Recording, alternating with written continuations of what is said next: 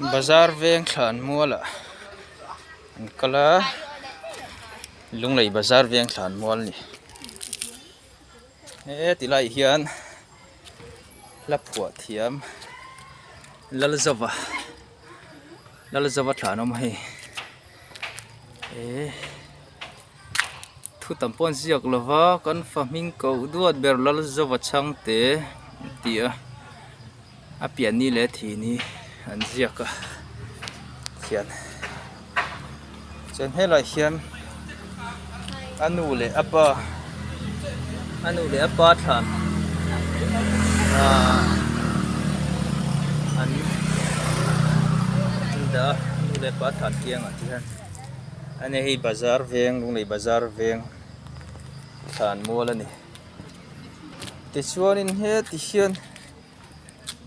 ti hian le lamma kan kal le anga tilai hian la phua thiam le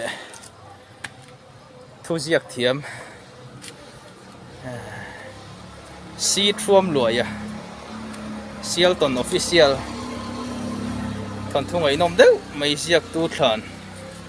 alo oma hi thlan ponal khop maya si thuam luaya BAXML le sanga zu posom ni pahnia piang sanga zu posom nga lunglei private high school headmaster ni in sanga zu posom nga pasaria chimbial MLA a thlantin ani ngaria ta saiha high school headmaster nanen akopa zofa te literature lama kan changkan theina na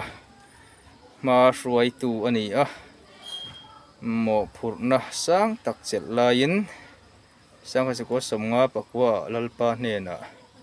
a cholta dia lalzawa le si thuam loi te hi zo te thu le hla le kong hranga